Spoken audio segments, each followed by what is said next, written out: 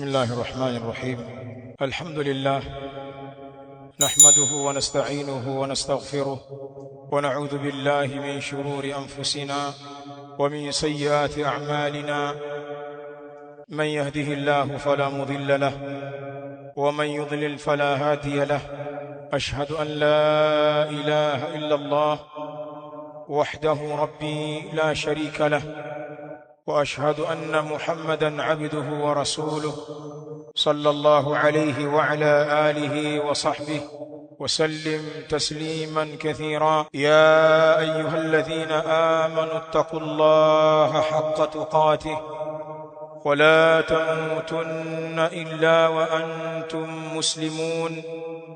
يا أيها الناس اتقوا ربكم الذي خلقكم من نفس واحدة وخلق منها زوجها وبث منهما رجالا كثيرا ونساء، واتقوا الله الذي تساءلون به والأرحام إن الله كان عليكم رقيبا.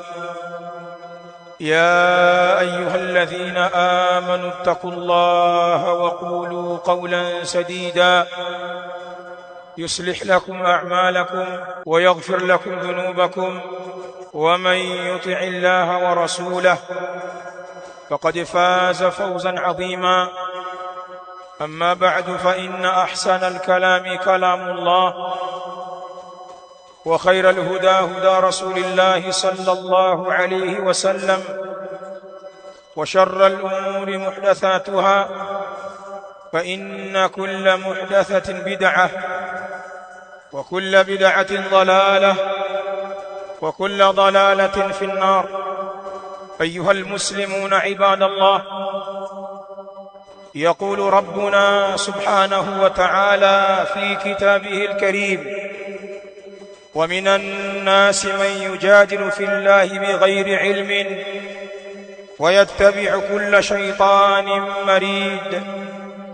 ويقول أيضا سبحانه وتعالى في كتابه الكريم: ولا تتبعوا خطوات الشيطان إنه لكم عدو مبين. إنما يأمركم بالسوء والفحشاء وأن تقولوا على الله ما لا تعلمون. عباد الله، ولقد أخرج الإمام البخاري رحمه الله تعالى في كتابه الصحيح من حديث الصحابي الجليل أبي موسى الأشعري رضي الله تعالى عنه قال: قال النبي صلى الله عليه وآله وسلم: مثل ما بعثني الله به من الهدى والعلم كمثل الغيث الكثير أصاب أرضا فكان منها نقية قبلت الماء فأنبتت الكلأ والعشب الكثير، وكانت منها أجادب أمسكت الماء فنفع الله بها الناس فشربوا وسقوا وزرعوا. وكانت وفي رواية: وأصابت طائفة أخرى إنما هي قيعان لا تمسك ماء ولا تنبت كلأ، فذلك مثل من فقه في دين الله ونفعه ما بعثني الله به فعلم وعلم، ومثل من لم يرفع بذلك رأسا ولم يقبل هدى الله الذي أرسلت به. الحديث. ndugu waislamu, bitawfiqi Allah subhanahu wa ta'ala wa aunihi ta'ala, kwa tawfiki ya Allah subhanahu wa ta'ala na kwa msaada wake yeye tabaraka wa taala tumekutana tena katika Ijumaa hii ya leo, ambapo ni Ijumaa ya tarehe 15 katika mwezi huu wa Shawwal mwaka 1447 Hijiria, kwa munasaba wa kipindi hiki tulichokuwa nacho cha mwezi wa Shawwal. Kwa hakika vituo mbalimbali vya kiilmu, almaahidu walmarakizu, vituo vya kulea na kuwasomesha vijana wa Kiislamu, ndio vinaanza mwaka wake mpya wa masomo katika miezi hii. Ghaliban, kwa mara nyingi, maeneo mengi ya miji ya Waislamu watu huanza muhula wao wa masomo katika vituo vyao vya ilmu katika mwezi huu wa Shawwal. Hichi ni kipindi mashekhe na walimu wanajiandaa kuwapokea vijana katika vituo vyao na kuendelea kuwasomesha na kuwalea. Hichi ni kipindi wazazi na walezi wanawaandaa vijana wao kwa mahitaji mbalimbali yanayotakiwa katika vio vyao ili kuwapeleka katika madaris na marakiz kusoma ilmu. Hichi ni kipindi wadau mbalimbali wa ilmu, viongozi wa misikiti, kamati za shura, bodi mbalimbali za madaris zinakaa vikao vyao vya kupanga mikakati ya ilmu na kwa namna gani watawapokea vijana katika maeneo yao na kuwahudumia kwa ajili ya kusoma dini.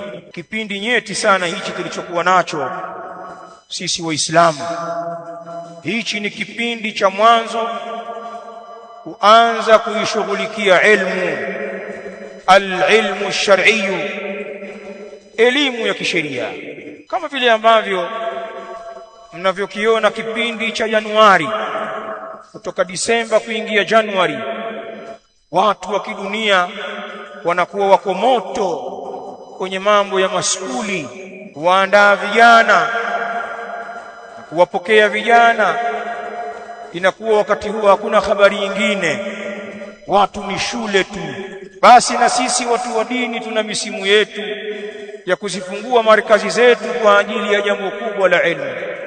Kwa munasaba wa jambo hili itakuwa na mazungumzo maalumu na Waislamu kupitia membari hii, na insha Allah taala mazungumzo haya, Allah akiniyafikia kunipa afya na uhai, tutayafanya ndani ya Ijumaa mbili. Hii Ijumaa nilionayo tutayaanza, na insha Allah taala tutakuja kuyaendeleza na kuyamalizia biidhnillah katika Ijumaa itakayofuatia. Maneno ambayo tutayazungumza katika hutuba hizi, tukizikumbusha nafsi zetu na kuwakumbusha Waislamu wenzetu, yatakuwa chini ya unwani inayosema ar-raddu ala dhahirati al-istikhfafi bi'ulumi ad-din wa bayanu daruriyati al-ilmi ash-shar'i. ar-raddu ala dhahirati al-istikhfafi bi'ulumi ad-din, kufanya raddi, kutoa majawabu juu ya muonekano wa kuzidharau elimu za dini, pamoja na kubainisha ulazima wa elimu ya kisheria. Tutaitumia membari hii insha Allah taala katika siku hizi za Ijumaa kulifafanua jambo hili kwa kadri ya wasaa wetu na elimu yetu. Wa nas'alullah subhanahu wa ta'ala at-tawfiqa wal-isaba wal-qabul, na namuomba Allah subhanahu wa ta'ala anipe tawfiq na aniwezeshe kupatia, na ajalie haya ambayo nitayasema yakubalike katika nyoyo za waja wake. Tuna haja ya kutoa majibu kwa kinywa kipana, na tuzungumze kwa elimu, na tuzungumze kwa alwaqi', kwa uhalisia ambao tunaishi nao, juu ya muonekano mbaya unaoonekana kwa Waislamu wengi, si wote lakini ni wengi katika Waislamu, muonekano wa kuipuuza na kuidharau ilmu ya dini, dharau kubwa sana. Tulionyeshe hili kwamba lipo kwa Waislamu kwa kiwango kikubwa sana, lakini pia hotuba hizi zijielekeze kwenye kubainisha sasa ulazima wa kusoma ilmu ya kisheria, na kwamba ilmu ya dini ni jambo lisilo na budi kwa Waislamu. Hakuna namna isipokuwa Waislamu wasome dini kama tunahitaji ustawi wa dini zetu kwenye nafsi zetu na kwenye familia zetu na kwenye mitaa yetu na kwenye nchi zetu na kwenye dunia. Hatuwezi kulikwepa jambo la kusoma elimu ya dini. Hili tulionyeshe kwa dalili na hoja. Ayuha nasu ibadallah, jambo liko wazi kwa Waislamu wengi wenye akili timamu, wenye kujua mambo, kwamba dharau imekuwa kubwa kwenye elimu ya dini. Chukua mifano michache.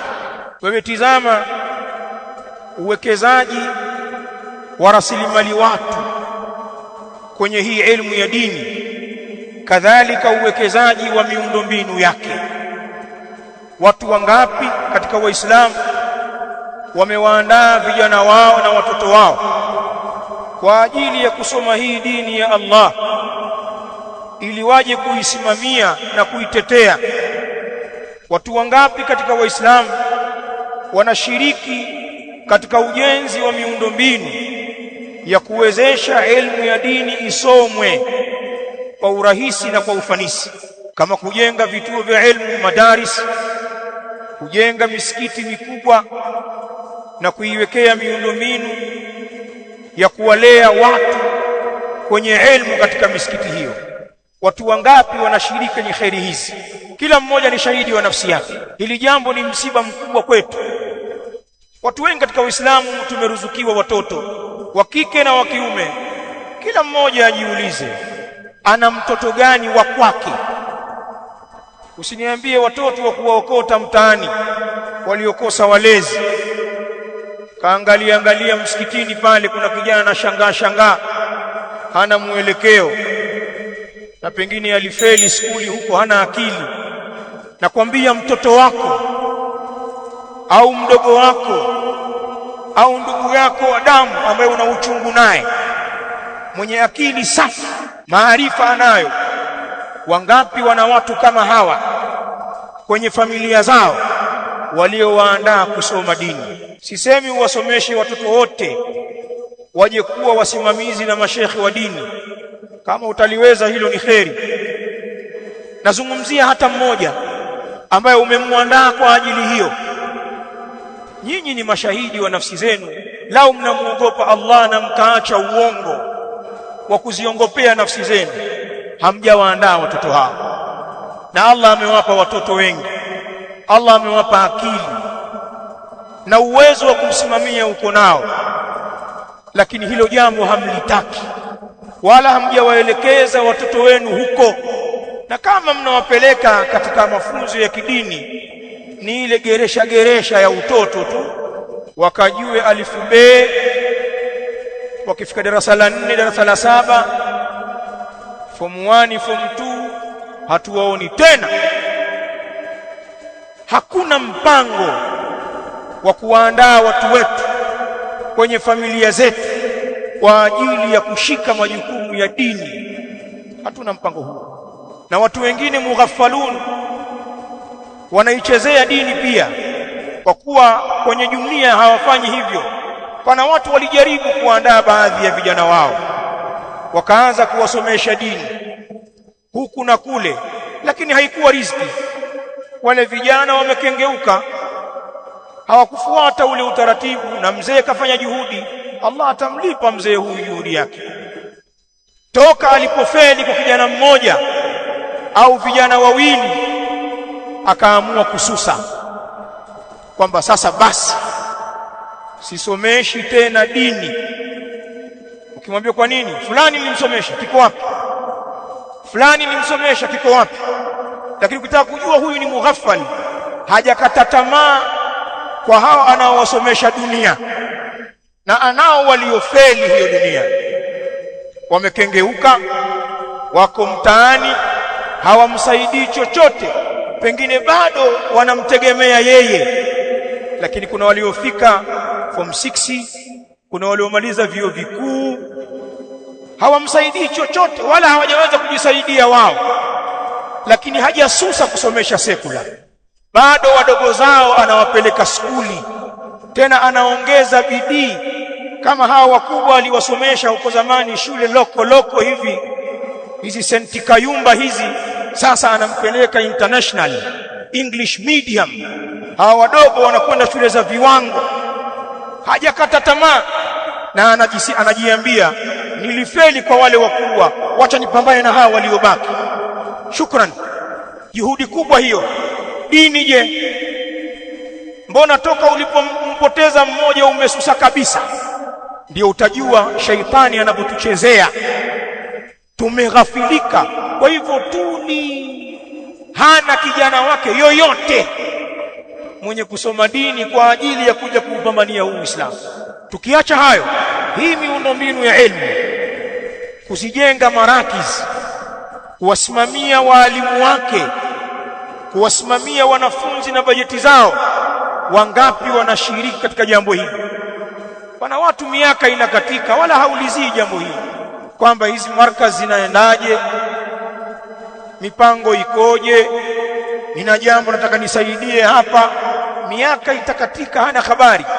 Achilia mbali kuuliza, anaweza akapelekewa kwamba kuna jambo linahitajia kusimamiwa, tuna ujenzi ambao utatusaidia kuwalea wanafunzi wetu na kuwasomesha watoto wetu, tuna mfuko huu wa walimu wetu unalegalega, walimu wanakosa mahitaji na wanafanya kazi kubwa, wala mshipa wa haya na khaufi na Allah haumgongi, hatoi.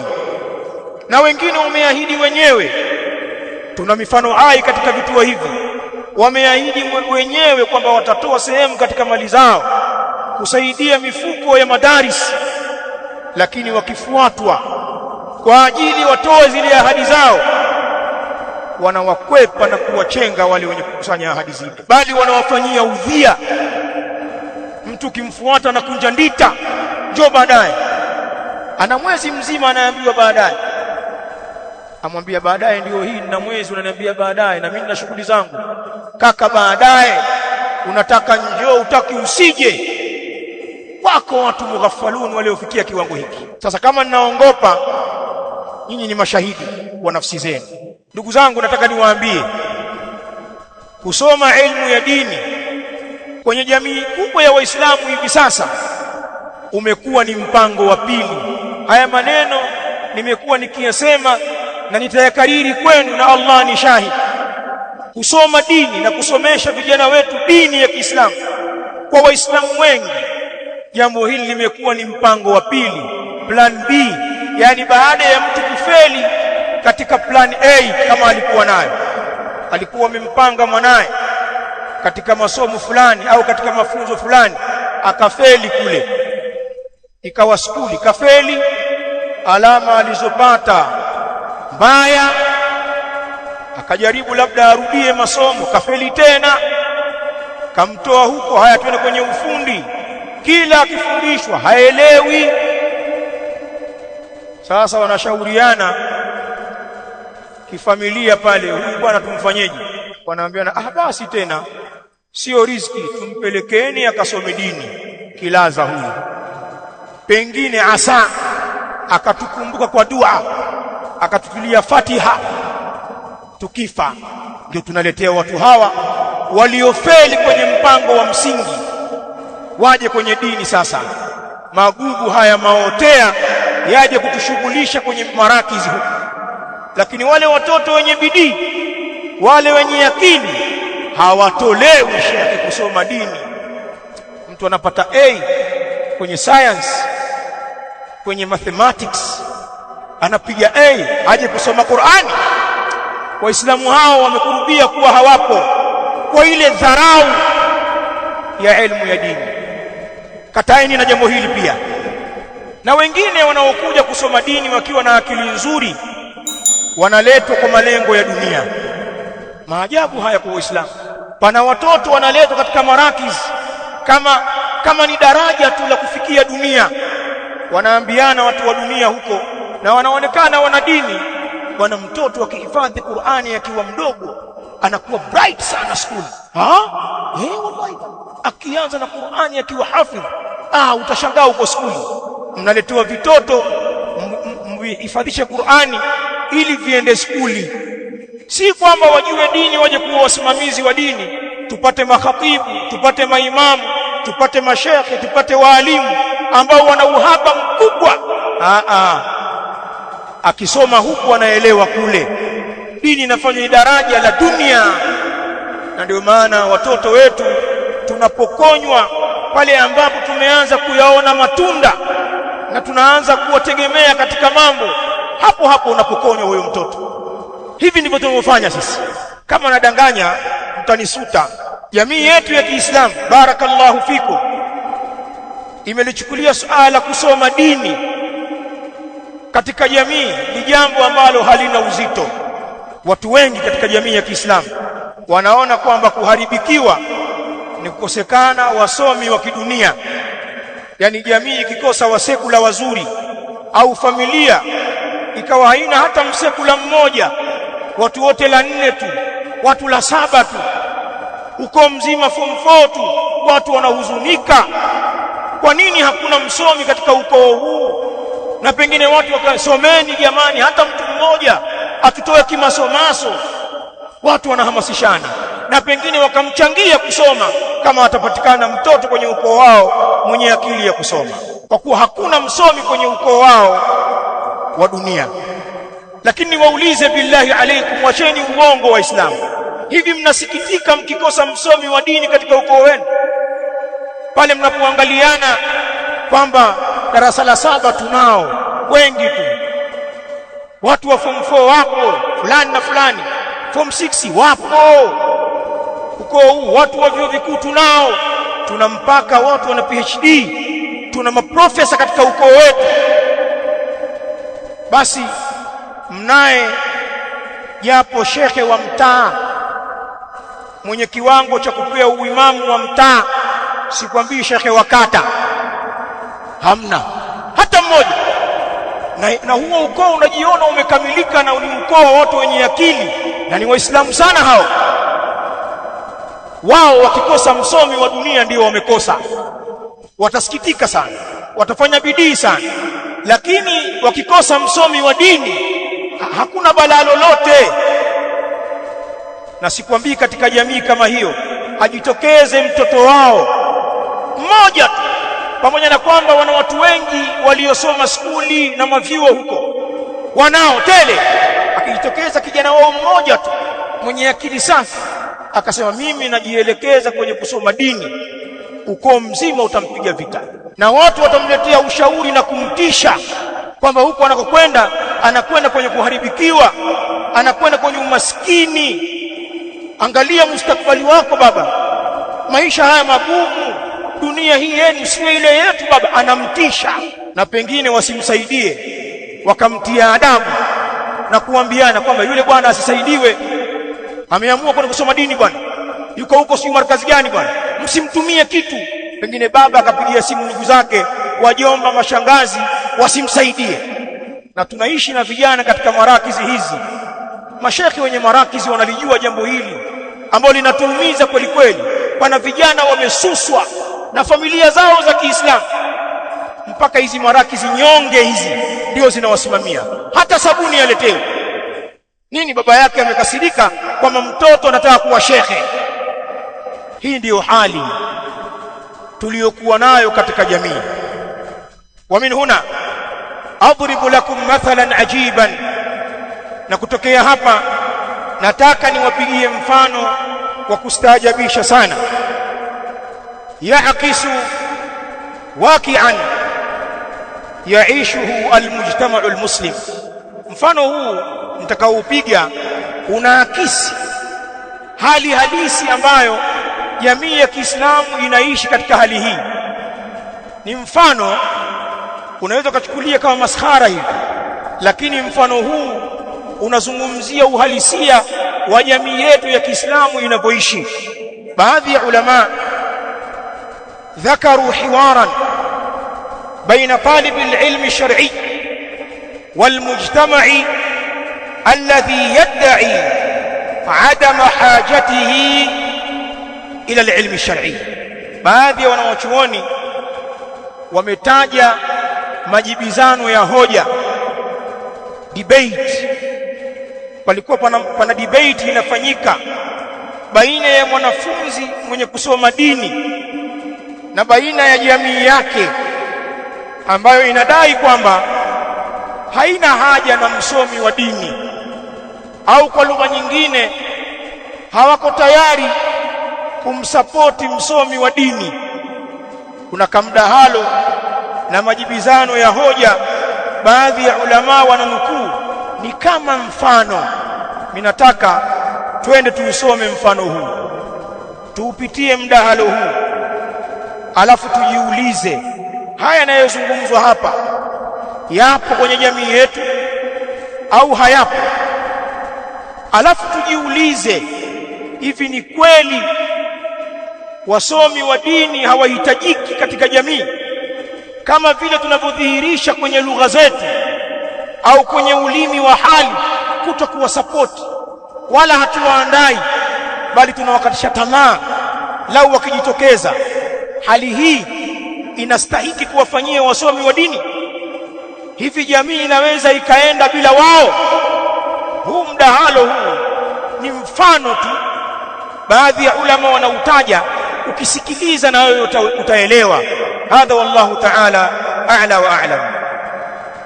Alhamdulillah wassalatu wassalamu ala rasulillah Muhammad ibn Abdillah wa ala alihi wa ashabihi alkiram ajma'in.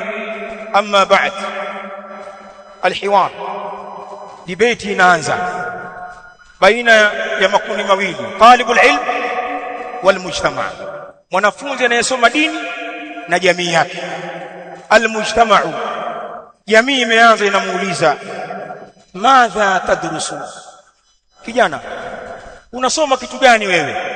Talibul ilm, mwanafunzi yule anawajibu watu wa jamii yake, adrusu ash-shari'ata al-islamiyya, mimi ninasoma sheria ya Kiislamu, mimi ninasoma dini. Sikiliza jamii ilivyomwambia almujtama'u, limadha tadrusu ash-shari'a, kwa nini umeamua kusoma dini? Lau tadrusu al-ulum al-asriya la afadatka ba'da at-takharruj, lau ungeamua kusoma elimu ya mazingira, kwa hakika ingekusaidia wewe baada ya kumaliza masomo. Jamii inamwambia yule kijana. Sasa ninawauliza, hivi jamii za Kiislamu haziwaambii maneno haya vijana wao ambao wanataka kusoma dini? Vijana wao waliojielekeza katika madaris hawajibii majibu haya? Baba, kwa nini usiangalie masomo yako ya skuli? Maisha haya ni magumu, kuna kesho. Ukimaliza basi utaangalia uko mbele pengine. Yani kama vile elimu ya dini haina mfumo wala haina kipindi cha kupanda. Haya majibu haya watu huyatoa kuwaambia wale vijana wenye kusoma dini, kwa nini usijielekeze kwenye masomo yako ya skuli ili yaweze kukusaidia maisha yako ukimaliza? Haya, hiyo dini utaajiriwa wapi? Kijana mbio, utaajiriwa wapi? Umuoni Ustadhi Shabani? Umuoni Ustadhi Ali? Umuoni Ustadhi Juma walivyo? Unataka kuona maisha yale? Huyu mtu anaangalia watu, haangalii dini ya Allah, haiangalii sheria ya Allah, haiangalii Qur'an. wala haiangalii sunna. Sasa hii jamii ambayo inasema maneno haya, na sisi pia tunayasema haya maneno, ima kama hivi au kwa mfano wake, na kila mmoja anajijua. Baada ya muda sasa, nyinyi si mmesema kwa nini asiende kusoma elimu za mazingira ili imsaidie? Hawa watu wa jamii hii, baadaye mtu ashasoma huko kwa tabu, hakuna ufadhili, chuki kwenye familia, pocket money hapewi, anafadhiliwa tu na shura za misikiti, anachangiwa tu, kasoma mpaka amepata maarifa. Sasa amekuwa ni kijana wao, anaweza kuswalisha msikitini, anaweza kutoa khutba, anaweza kufundisha darsa, amekuwa ni ustadhi, ni muallim, sheikh.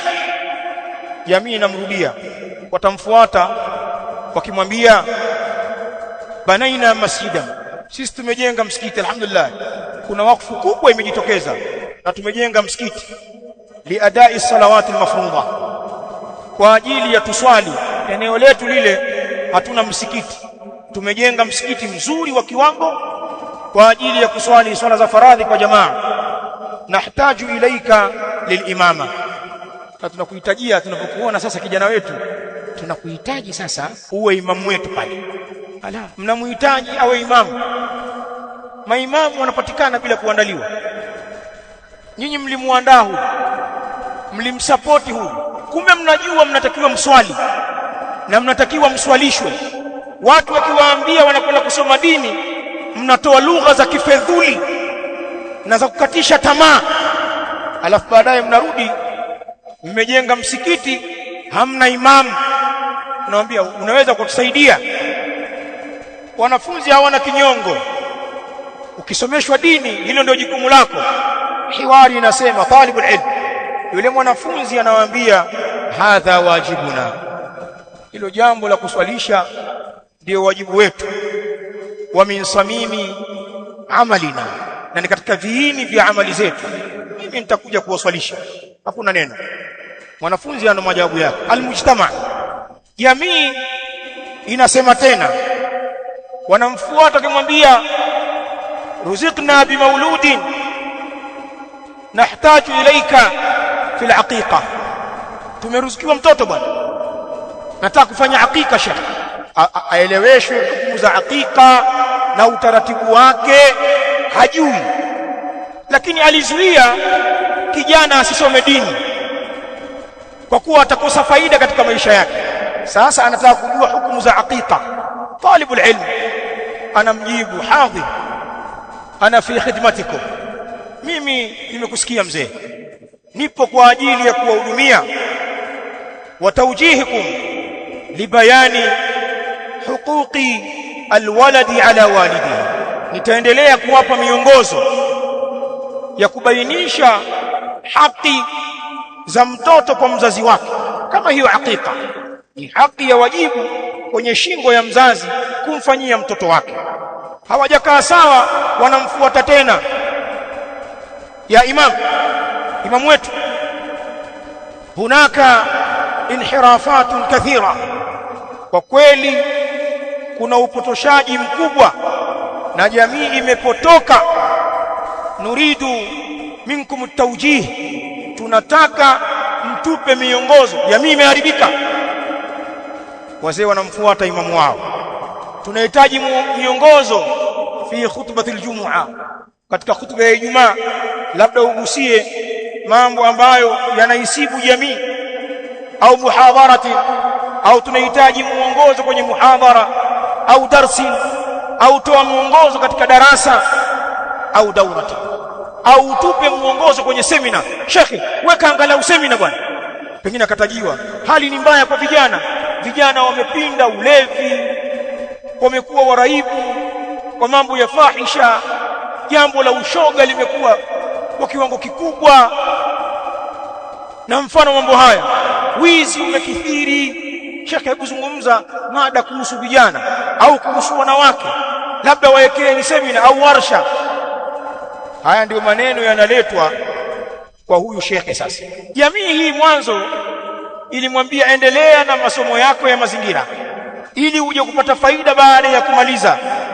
Leo wanajiona kwamba wana mwanya mkubwa, wanamhitajia yule kijana ambaye hawakumsapoti wala hawakumlea, bali walimkatisha tamaa. Hii hiwari jieleweni vizuri. Kijana anafuatwa atoe miongozo mbalimbali kwenye jamii iliyoharibika, na haya ndiyo maajabu mimi huyaona kwa Waislamu wengi, na wengine ni viongozi wamepewa dhamana mbalimbali za uongozi, wakati mwingine hawana sapoti yoyote katika haya mambo yetu ya kidini, hawana sapoti yoyote. Na wengine mnawapelekea maombi, tunafanya ujenzi, tusaidieni hiki, tuna vijana pale, tumekosa hiki, mnapeleka mambo ya maana kabisa. Viongozi wenye dhamana ni Waislamu wengine, asisaidie chochote kama vile hawaoni, lakini utaona mbele kwenye kusaidia upuuzi na mambo ya laghau. Lakini viongozi hawa kuna wakati ukifika wanahitaji hii misikiti na wanawahitaji hawa mashekhe. Ukifika wakati wao wana shida zao, ni waangalieni viongozi wengi wa Kiislamu wakati wa kampeni, ndio utawaona misikitini wakiomba dua. Mashekhe, bwana, dua zenu maji ya shingo napelekwa hivi, niombeeni. Na mashekhe wengine wale wajanja wanakuwa wanaweka dua maalum za kulipia na wanapiga hela kwelikweli, maana wakati ule wanasiasa wanatafuta dua kwelikweli, si dua, wengine mpaka waganga wa kishirikina. Au nchi ikivurugika likatokea jambo la kutikisa, wakawa na athari zinakwenda katika uongozi wao, mashekhe watatajwa. Mashekhe, msikae kimya, liombeeni taifa. Mashekhe wanatajwa.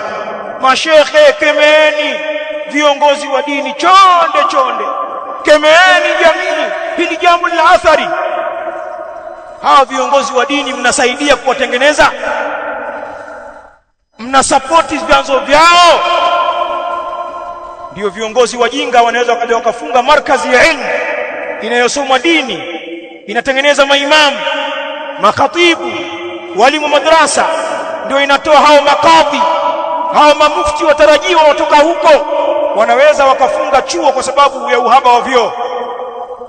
Si kwamba watuletee msaada wa kujenga hivyo vyoo. Anaweza kazungumza kama ni mkuu wa mkoa au mkuu wa wilaya, kapo tu funga pale. Ni mchezo bwana, watoto mnawalaza msikitini, funga. Sasa kwani mashekhe wamelala wapi miaka yote? Hao mashekhe mlionao kwenye system ambao wanawasaidia, mnajua waliposoma? Si kwamba hawajui. Mimi sizungumzi na jamii ya makafiri, nazungumza wale viongozi wenye dhamana Waislamu.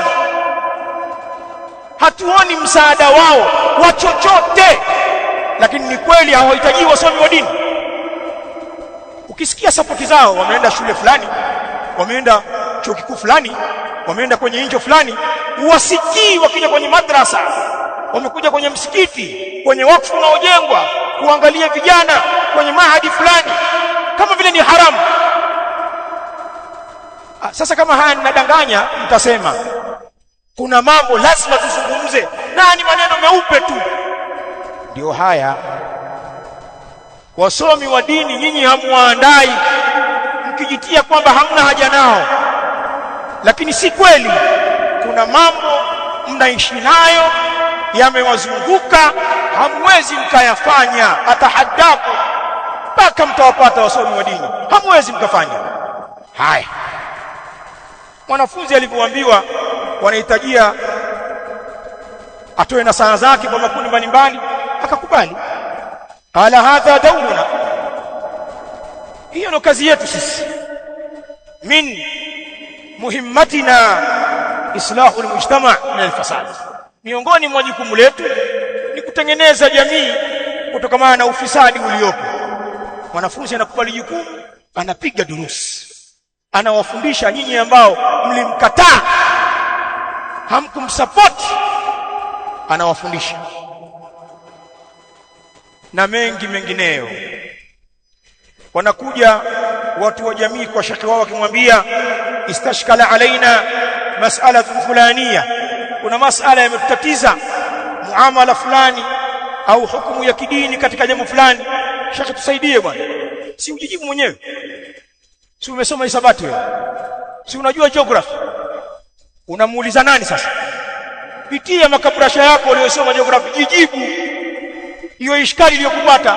Achani dharau bwana. Unakuja huko mashekhe, shekhe nisaidie hili, itakuwa halali bwana. Muamala umemtia moshi. Tumia geography, utapata ni halali au ni haramu, alafu utakiona mbele ya Allah. Hii ni elimu inajitegemea, hutoipata ila kwa hao mashekhe.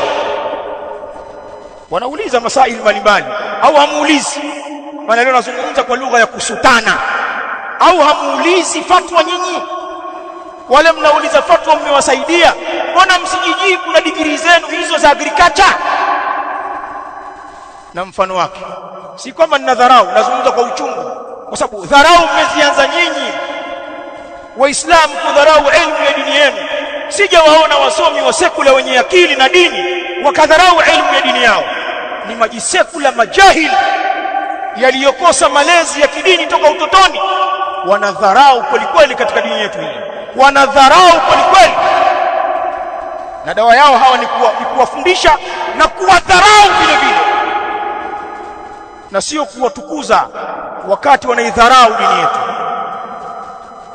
Wanakuja tena kwa huyu kijana, wanamwambia nuridu an nusawija ahad al-aqarib, nataka tumuozeshe kijana wetu bwana. Au hamji? Tuna harusi bwana, tarehe kadha, mwezi kadha shekhe. Nataka tumuozeshe kijana wetu. Wanakuja, kijana anawaambia ahlan wa sahlan wa marhaba, karibuni bwana, tutawasaidia katika hilo jambo la kufungisha ndoa. Tutasimamia ndoa ya mtoto wenu au ndugu yenu mpaka mwisho, na inasimamiwa na mnachekelea kweli. Mujtama, jamii inamfuata tena. Ya sheikh, hasala khilafun baini wa baina zawjati. Sheikh, nimepata mtihani huko nyumbani, mzozo baina yangu na ahli yangu. Kila mambo yanapokwenda ndoa itavunjika. Inahitaji watu wa dini kuja kuitetea ile ndoa. Mnawafuata mashekhe kwa mizozo yenu, waje pale wasome aya, wasome hadithi, wazungumze maneno ya ilmu. Mwanamke kuangalia kuonea huruma, sasa basi ninabaki shekhe kwa hizo aya shekhe na hizo hadithi, acha nivumilie, huyu mume hafai hata chembe kwa alionifanyia, lakini shekhe kwa hizo aya na hizo hadithi na mimi namuogopa Allah, mtavumilia. Yanatokea hayo, wake zenu wanarudishwa kupitia mashekhe na mnalia. Wakati mwingine ungesoma wewe hizo aya hizo hadithi, ungesoma wewe, huo mzozo angeutatua baba yako, mbona kashindwa? Huo mzozo ungetatuliwa mahakamani, mbona mahakamani unapigwa chini na ukaambiwa nyumba mwachie akae na watoto pale, unakuja unalia huko. Tunamfuata ukhti, tunamsomea aya, tunamhofisha na Allah, tunamkumbusha akhira, anarudi nyuma, unachekelea. Shekhe ameniokoa bwana, nilikuwa nimeangamia bwana. Huyu shekhe umemsaidia? Huyu shekhe wewe unawataka mashekhe, wewe una watoto 8, 9, 10, yupi umemwandaa kuwa shekhe? Acheni uongo bwana, ittaqullah. Basi hiwari hii inatufaa kweli.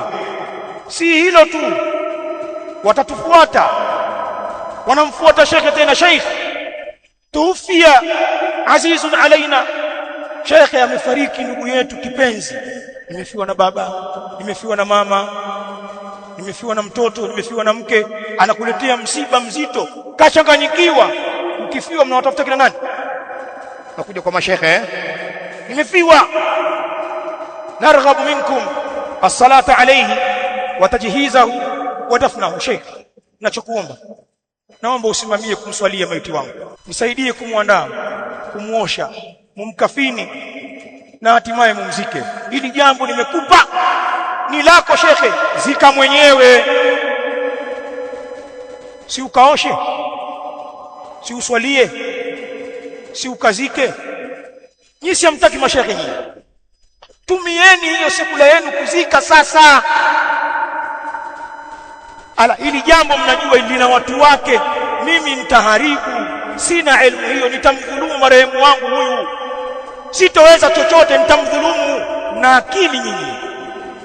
Sheikh anakubali talibul ilm, anasema marhaba, yajibu alaina bayanu salati aljanaza, ni wajibu kubainisha swala ya jeneza kwa waislamu, wal ahkam almutaalliqati bil mayit, nitabainisha hukumu mbalimbali zenye kufungamana na maiti wa Kiislamu, iwe ni hukumu za kuomboleza, hukumu za eda na hukumu za mirathi.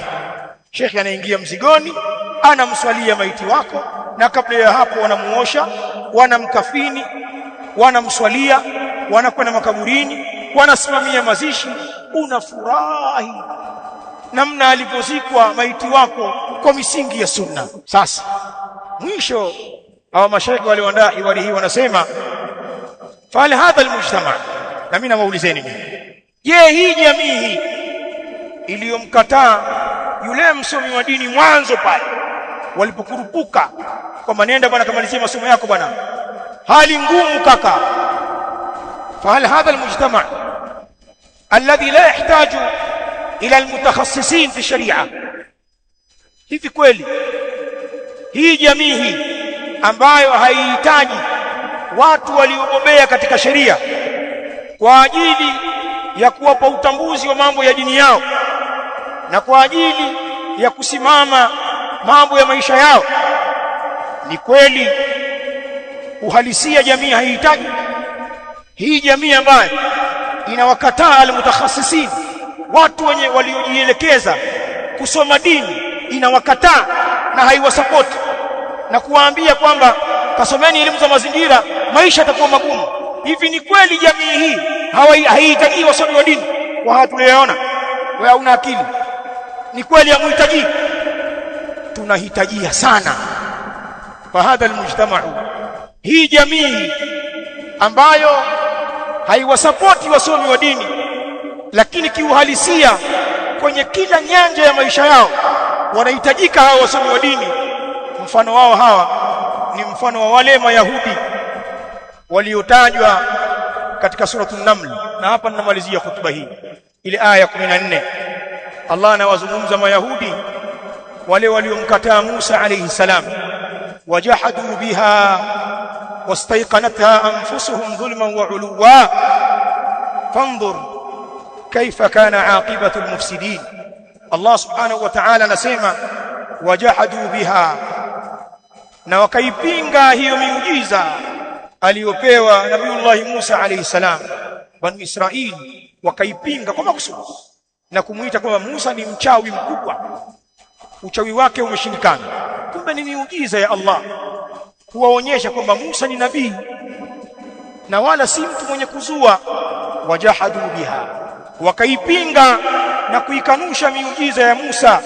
Wastaiqanatha anfusuhum, na hali ya kuwa zimeyakinisha hiyo miujiza nafsi zao. Dhulman wa uluwa, waliipinga miujiza kwa dhulma, kwa uadui wa uluwa na kwa kibri. Banu Israili waliujua ukweli ndani ya nafsi zao kwamba hii ni miujiza ya Allah katuletea sisi, na wala huu sio uchawi. Ndani ya nafsi zao wanakiri hilo, lakini wakampinga Musa alayhi salam kwa uadui na kwa kibri. Mtume anaambiwa fanzur ya Muhammad, tizama. Khitabu hii inamuelekea mtume wetu, fanzur kaifa kana aqibatu almufsidin. Sasa tizama Muhammad, vipi ulikuwa mwisho mbaya wa wenye kufanya ufisadi. Jamii ya Kiislamu inajitia kwamba haina shughuli na elimu ya dini. Jamii ya Kiislamu inataka kudanganya kwamba elimu ya dini ni ziada tu katika maisha yetu baada ya mambo mengine, lakini uhalisia tunaoishi nao, elimu ya dini tunahitajia kwenye kila nyanja. Sasa hao watu mmewaandaa. Hotuba yangu ya kwanza itaishia hapa. Hotuba ijayo tutaleta hoja za kubainisha sasa udharura wa kusoma elimu ya dini kwenye jamii, na kwamba mafanikio ya jamii ya Kiislamu msingi wake ni elimu ya sheria. Tukiukiuka msingi huu, tutapiga makasia, tutakimbia juu ya maji. Alafu unataka mtu wa nyuma yako aweze kuhesabu hatua, azione alama zako. Tutajidanganya, tutachelewa. Kibaya zaidi, elimu ya dini ikosekana, tutapotea, tutapoteza kizazi. Usishangae misikiti hii tuliyoijenga kwa ajili ya Allah na dini ikageuzwa na watu wajinga kuwa ni magodauni. Hii misikiti baada yetu ikawa ni magodauni haya, panapangwa michele hapa na karanga, au ikawa ni nursery school. Msishangae ile ghorofa mnaolijenga kwa juhudi wakfu lillah, kesho kikawa ni chuo cha ufundi kile. Wamekuja watu vio vyote vya ufundi nchi hawajaviona, mpaka ile nyumba ya wakfu ya dini ndio iwe chuo cha ufundi. Watakuja wapuuzi hawa, kwa kuwa elimu ya dini haipo, ni majisekula tele ndio waliojaa msikitini, hawana akili isipokuwa hiyo. Si kwamba ninatukana elimu za dunia, imetufikisha pabaya. Hatuoni msaada wenu kwenye dini, ni kwa sababu hamtaki kusoma dini.